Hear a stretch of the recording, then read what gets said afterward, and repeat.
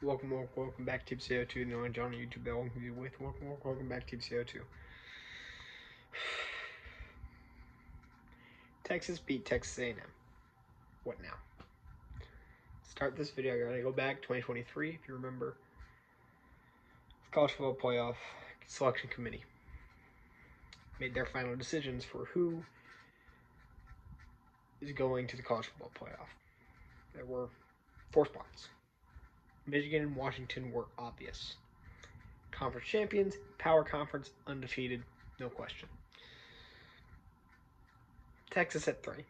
You won the Big 12, 1-loss season. You beat, at least we're going to get into how they finished, but at least for sure a top 6 team.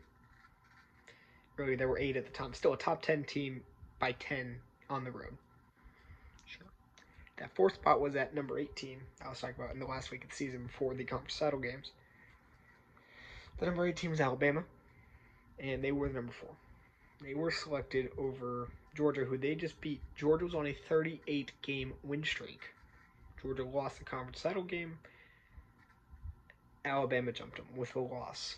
So both teams had a loss. Alabama was given the spot. But I can understand the Georgia decision. The other team Alabama jumped was ended up finishing number 5. 13-0. ACC champion Florida State, because Jordan Travis, the Florida State quarterback at the time, got injured in the penultimate week of the regular season. There was a debate at that time, and it got answered that the college football playoff is the 4 best matchups rather than the 4 most deserving teams. Because if I'm being honest, do I think that Alabama was more entertaining and Alabama Michigan was a lot closer than it would have been if it was Florida State without Jordan Travis? I do. I do think it still could have been close. And Florida State's defense was good enough that game could have been competitive. But I think that overtime thriller in the Rose Bowl, I'm not sure that happens with Jordan Travis less Florida State. And with Georgia, I think Georgia definitely probably would have held their own better than Bama. They might have won that game, possibly even a national title. But that was the debate we had in 2023. We're having another debate now. And Texas is involved again. So that's fun. Texas finishes this year. They will not play in the SEC title game. So they will finish this year 9-3. Their losses: a home win over number 3 Texas A&M by 10. Or sorry, no, that's their wins. Their losses, sorry. Top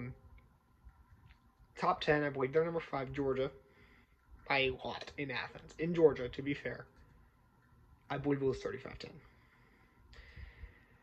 Week 1, they played the current number 1 team in the country. Texas was 1 at the time, but right now, this team is number 1. It is undefeated Ohio State. The reigning champions, arguably the best team in the country. Many would agree with that statement. Their final loss, 3-8 Florida in Gainesville. Now, if you want to argue that this is a road game, South Florida didn't seem to find that an issue when they beat Florida in Gainesville. The debate we're having now. Should Texas be punished for their non-conference game? And the counter-argument is going to be, well, the real reason they're out of the playoff is because they lost to Florida. And as much as I agree with that statement, I personally say Texas had scheduled Lamar week 1 instead of Ohio State, and they finished 10-2. I personally would still think about keeping Texas out because of that Florida loss and needing overtime to deal with mediocre Kentucky and straight up bad Mississippi State. Though they do have multiple top 10 wins, being number 3 A&M, who, were they really that good? They had played no good teams. I still think that I consider that a quality win. I know some people don't. I think, A&M was actually really good this year. And I think they would have been just fine, maybe 1 or 2 losses if they had played a better schedule. But they beat Notre Dame. They beat everyone they beat. They beat by a lot. South Carolina, that was tough. I will give them that. South Carolina beat them last year, all right? South Carolina just seems to be an opponent A&M can't handle. But I say A&M's good. I say that's a quality win for UT.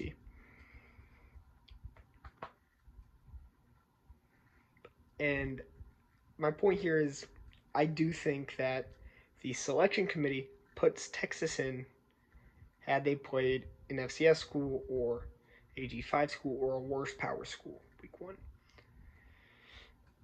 I do. I think that they get put in. So ultimately, I hate agreeing with Texas fans on those things, but it is somewhat their loss to Ohio State keeping them out of the playoffs. And here's a precedent that is sent. If I don't think we should put them in the playoffs, but here's a precedent that gets sent. That gets set. Excuse me. If you are going to schedule tough non-conference teams, don't make any mistakes in conference play.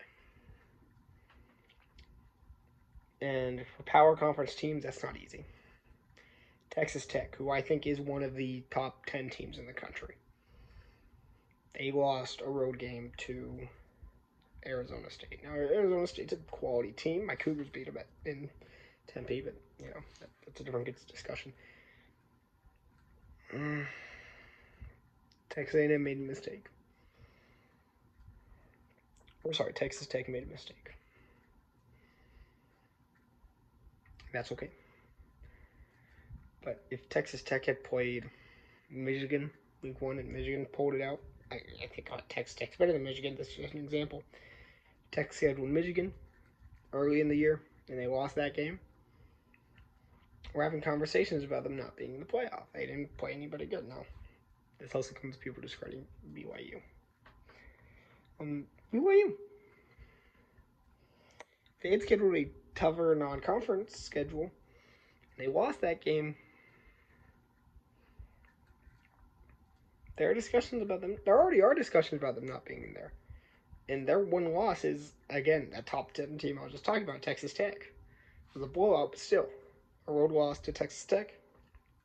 And that's your worst loss.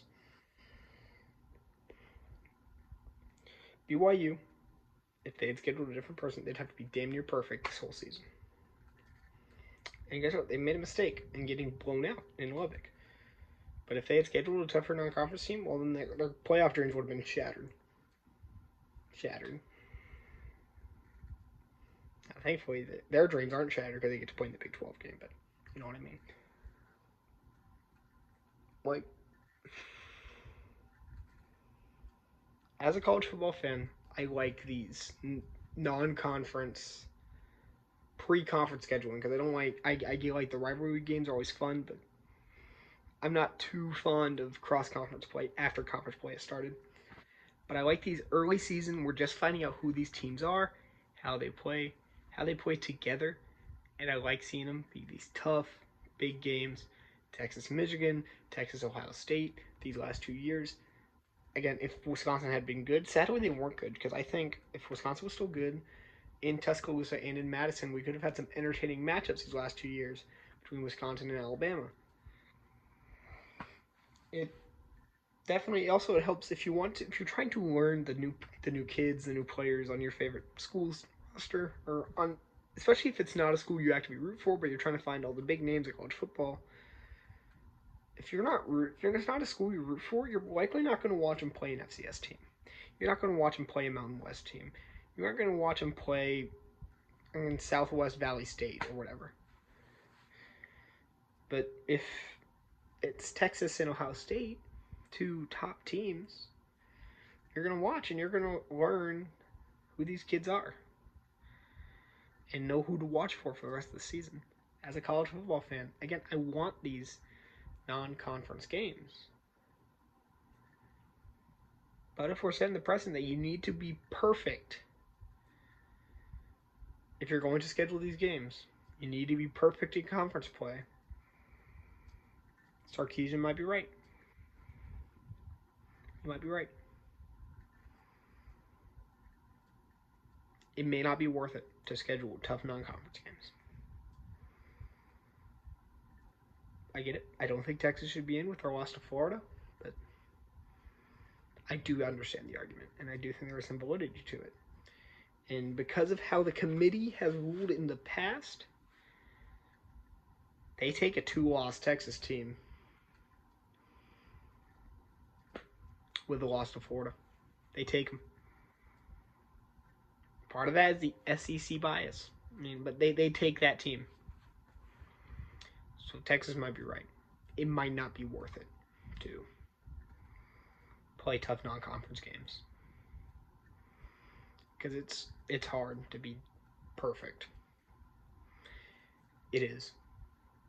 That's what made 2023 so weird. So we had 3 perfect teams, one of which got robbed of a playoff spot. The first 2 seeds were perfect, and they played for a national title. Washington and Michigan. You have to be perfect, and it's not easy. Texas wasn't perfect this year, and that they may have lost their chance at a playoff game. I'm no UT fan.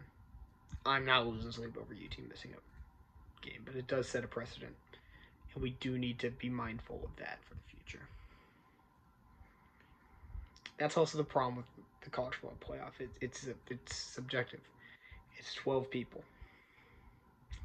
It's 12 people deciding who the best 4 teams are. We learned it's not the 4 most deserving teams, it's the 4 most entertaining teams. Now it's the 12 most entertaining teams.